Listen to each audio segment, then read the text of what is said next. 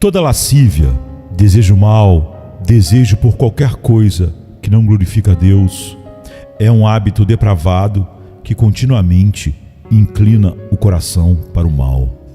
Em Gênesis 6:5, temos uma descrição de um coração no qual o pecado não foi mortificado. Era continuamente mal todo o desígnio do seu coração. Em todo homem não convertido, há um coração que não foi mortificado e que está cheio de uma variedade de desejos ímpios, e cada um desses desejos está continuamente clamando por satisfação. Concentrar-nos-emos apenas na mortificação de um desses desejos.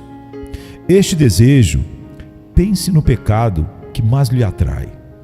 É uma disposição forte, habitual e profundamente enraizada, que inclina a vontade e os sentimentos para certo pecado em particular.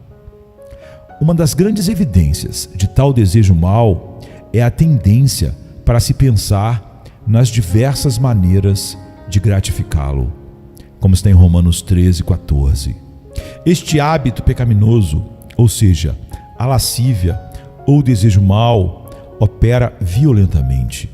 Fazem guerra contra a alma, diz 1 Pedro 2:11, e buscam tornar a pessoa um prisioneiro da lei do pecado, Romanos 7:23. Ora, a primeira coisa que a mortificação efetua é o enfraquecimento desse desejo mau, de modo que se torna cada vez menos violento nos seus esforços para provocar e seduzir a pecar, como está em Tiago 1:14 e 15. A esta altura, é preciso que se faça uma advertência. Todos os desejos maus têm o poder de seduzir e provocar alguém a pecar.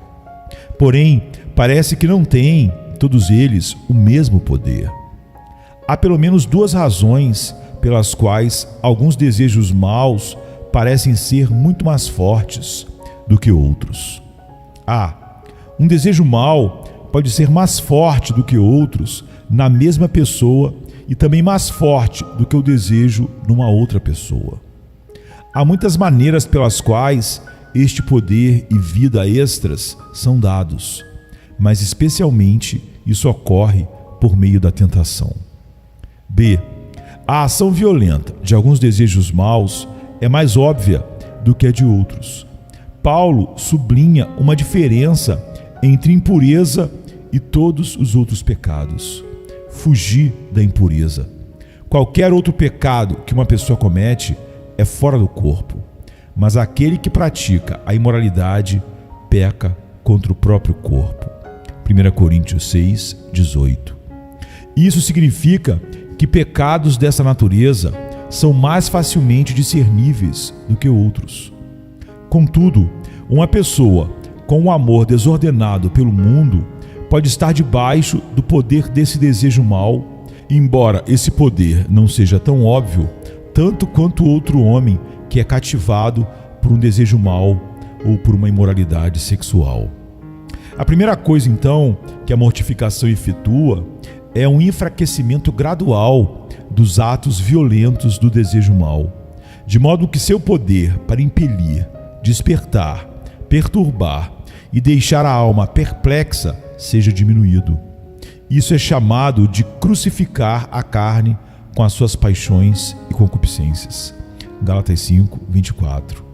Esta linguagem é muito gráfica, como se pode ver na seguinte ilustração. Pense num homem pregado numa cruz. A princípio, o homem se esforçará, lutará e clamará com grande intensidade e poder. Depois de certo tempo, à medida em que vai perdendo sangue, seus esforços se tornam fracos e seus gritos baixos e roucos. Da mesma maneira, quando um homem se propõe a cumprir seu dever de mortificar o pecado, pelo poder da graça que opera nele tanto querer quanto efetuar, há uma luta violenta. Todavia, à medida em que a força e a energia do desejo mau se esvai, seus esforços e gritos diminuem. A mortificação radical e inicial do pecado é descrita em Romanos capítulo 6, e especialmente no versículo 6. Sabendo isto, que foi crucificado com ele o nosso velho homem. Para qual propósito? Para que o corpo do pecado seja destruído e não sirvamos ao pecado como escravos. Sem essa mortificação inicial e radical, realizada mediante união com Jesus Cristo, como descrito em Romanos capítulo 6, uma pessoa não pode fazer progresso na mortificação de um único desejo mau. Uma pessoa pode dar pauladas no mau fruto de uma árvore má até ficar esgotada. Porém, enquanto a raiz permanecer forte e vigorosa, nenhum grau de espancamento impedirá que a raiz produza mais frutos maus. Esta é a tolice que muitas pessoas praticam quando se dispõem com todo fervor a quebrar o poder de qualquer pecado em particular, sem realmente atacar e ferir a raiz do pecado, como acontece quando um cristão é unido a Cristo. Sem isso, a mente é capturada e fica intoxicada pelo desejo mau.